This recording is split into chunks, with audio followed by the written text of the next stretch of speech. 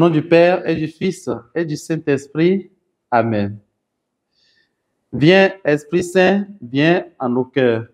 Esprit aux 7 dons, le doigt de la droite du Père, Esprit de vérité promis, toi qui inspires nos paroles. Évangile de Jésus-Christ selon saint Marc. En ce temps-là, les apôtres se réunirent auprès de Jésus et lui annonçaient tout ce qu'ils avaient fait et enseigné. Il leur dit: venez à l'écart dans un endroit désert et reposez-vous un peu.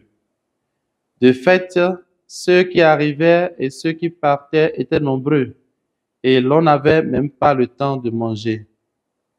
Alors ils partirent en barque pour un endroit désert à l'écart. Les gens les virent s'éloigner, et beaucoup comprirent leur intention.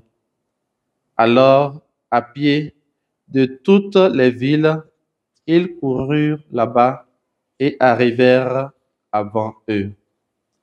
En débarquant, Jésus vit une grande foule et fut saisi de compassion envers eux parce qu'ils étaient comme des brebis sans berger. Alors, il se mit à les enseigner longuement. Acclamons la parole du Seigneur. Louange à toi, Seigneur Jésus. Bien-aimés dans le Seigneur, nous sommes aujourd'hui le samedi 8 février 2025 et nous bénissons le Seigneur pour ses bienfaits dans nos vies.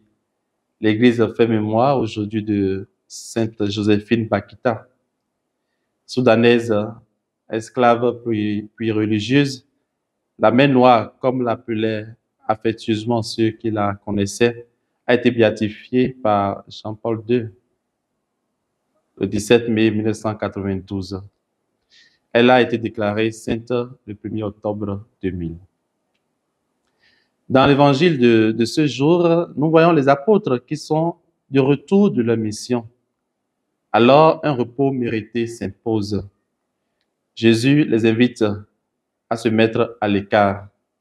Lui-même avait aussi besoin du repos afin de se remettre de la mort de Jean-Baptiste.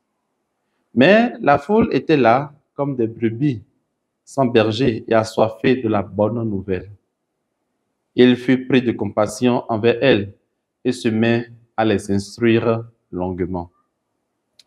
Mon frère, ma sœur, la force intérieure qui doit te pousser à te mettre au service de tes frères et sœurs, c'est la compassion.